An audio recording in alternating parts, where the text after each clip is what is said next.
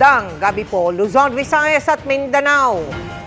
Pinangalanan na mag-asawang Diskaya ang mga mambabatas, mga taga-DPWH at iba pang opisyal na humingi umano ng kickback sa mga hinawakan nilang proyekto. Kabilang sa kanila ang 17 kasalukuyan at dating kongresista.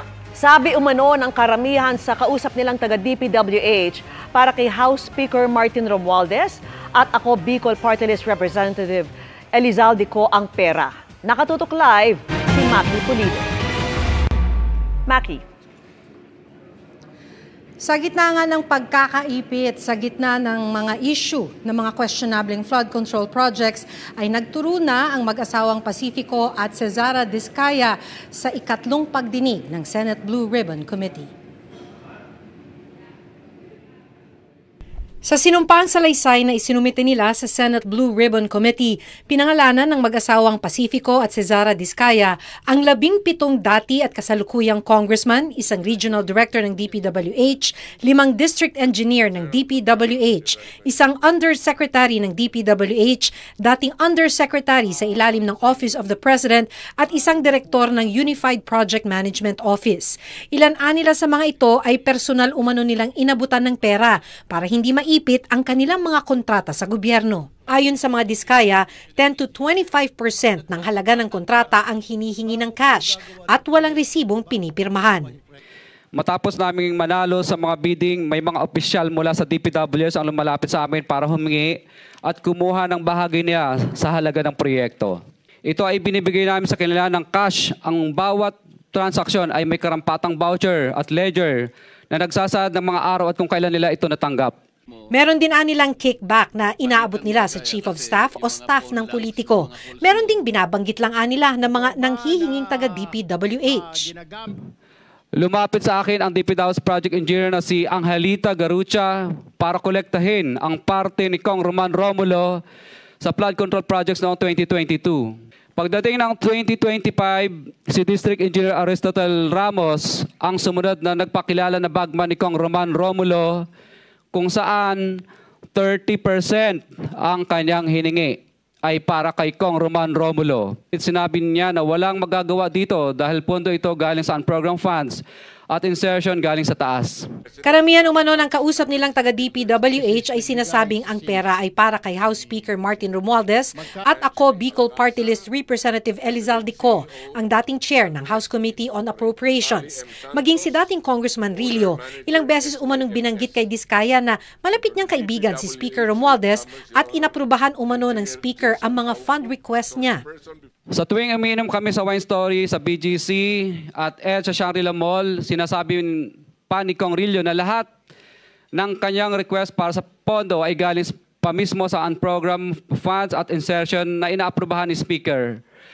Ang tao ni Marvin Rillo na si Bogs Magalong ang pumupunta sa amin para kunin ang pera sa aming opisina. Binanggit din si Romualdez at co ni Oswag Party List Representative Jojo Ang.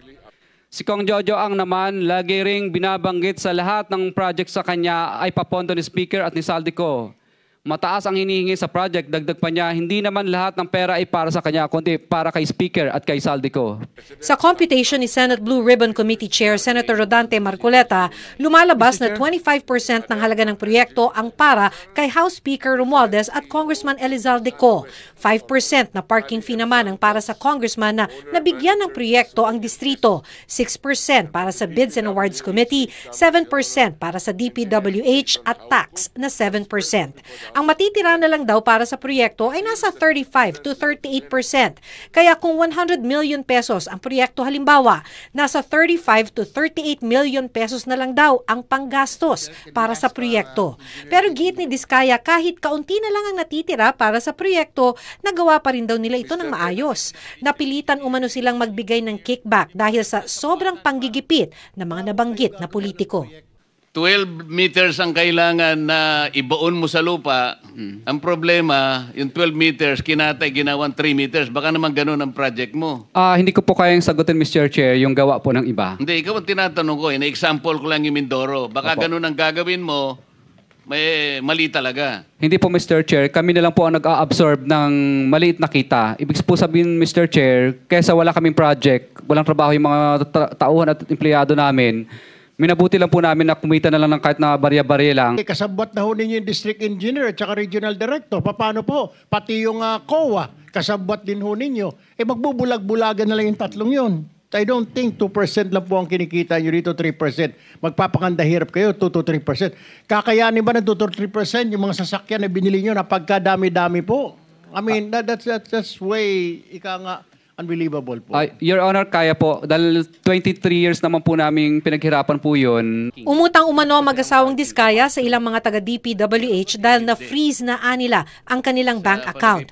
Noong isang araw lang, nagsauli umano ng pera ang isang June, driver ni Eduardo Virgilio, DPWH Regional Director ng Region 5. Itinanggihan ni Virgilio, sabay giit na James ang pangalan ng driver niya. Ipapatawag sa Senate hearing ang driver ng DPWH Regional Director. Na-freeze ng bangko ang mga account namin kahit wala pang court order ng AMLAC. Mukhang naramdaman niya na magsasalita na ako kaya sinauli po niya yung 25% plus parking fee. Kulang pa nga. Maliban kay Virgilio, nasa pagdinig din si dating DPWH District Engineer Henry Alcantara. Pareho nilang itinanggi ang akusasyon ni Diskaya.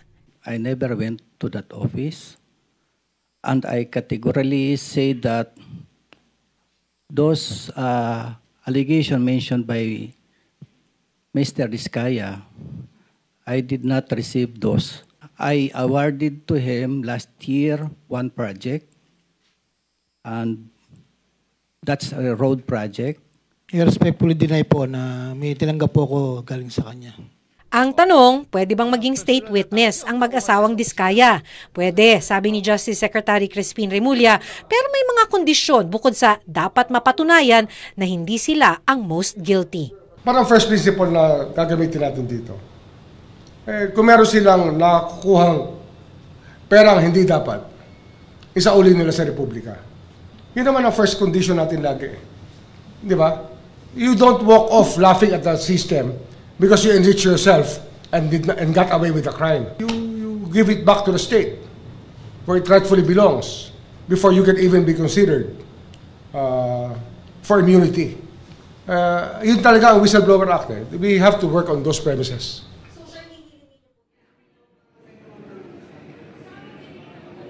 Pagkatapos ang ginawa nilang pagbubunyag, humihingi naman ngayon ng tulong ang mag-asawang Diskaya para mabigyan naman daw ng proteksyon at seguridad ang kanilang pamilya. Vicky? Maraming salamat sa iyo, Maki Pulido. Mariin namang pinabulaanan ni House Speaker Martin Romualdez at ng iba pang pinangalanan ng mga Diskaya ang pagtanggap o paghingi umano ng kickback kaugnay ng mga projects ng DPWH. Nakatutok si Darlene Kai. Tinawag na kasinungalingan ni House Speaker Martin Romualdez ang mga pahayag ng mag-asawang Curly at Sara Diskaya na nagdarawit sa kanya sa mga maanumalyang flood control projects. Sa isang pahayag, sinabi ni Romualdez na mali, malisyoso at pawang name-dropping lang ang ginawang pagbanggit sa kanya sa sworn affidavit ng mga Diskaya. Pagpalag ni Romualdez, kahit kailan hindi siya tumanggap at hindi tatanggap ng suhol mula sa kahit kanino dahil wala raw kakayanan ng sinuman na manuhol sa kanya. Kung may gumamit o ng abuso raw ng pangalan ni Romualdez para kumita, sila raw ang dapat managot. Halos 20 kasalukuyan at dating kongresista ang idinawit ng mag-asawang Diskaya na nanghihingi raw ng pera sa kanila na kondisyon para hindi maipit ang implementasyon ng mga kontrata. Nainis daw si Pasig Representative Roman Romulo sa pagbanggit sa kanyang pangalan. So sa totoo, hindi man ako nakikialam sa bidding, pero siguro dahil nga doon na hindi ako nakikialam ng bidding, tapos sa totoo, marami pang ibang factors, ay madali niyang masabi. Pero again po, hindi po totoo ang mga sinabi niya. Ikinagulat naman ni Quezon City 6th District Representative Marivic Copilar ang pagkakabanggit sa kanyang pangalan. Kasi ni Anino, ni Sara o ni Curly Diskaya, di ko nakita. I have never spoken to them. nor have I ever authorized or allowed any representative to deal with them. My office will launch an exhaustive investigation regarding this matter. I will also file a libel case against the Diskaya so they may answer before the proper court of law for this deliberate action to destroy my reputation by deceiving the public. Tinawag naman ni Marikina 1st District Representative Marcy Teodoro na demolition job o paninira raw sa kanya ang paratang ng mga Diskaya. Wala raw katotohanan ng mga ito dahil wala pa siya sa pwesto sa Kongreso nang mapunta sa mga Diskaya ang DPWH projects. Pinag-aaralan ni Teodoro ang pagsasampa ng mga reklamo laban sa mga Diskaya. Pinabulaanan din ni Quezon City 1st District Representative Arjo Atayde na nakinabang siya mula sa sinumang contractor. Kahit kailan, hindi raw siya nakipagtransaksyon sa kanila. Lilinisin daw niya ang kanyang pangalan at pananagutin ang mga nagpapakalat ng kasinungalingan.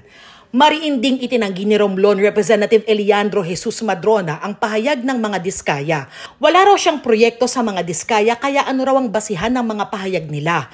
Nabalitaan daw niyang nagbid si Diskaya para sa mga proyekto sa Romblon pero wala raw siyang alam at kinalaman sa pagbabayad sa mga sangkot na individual.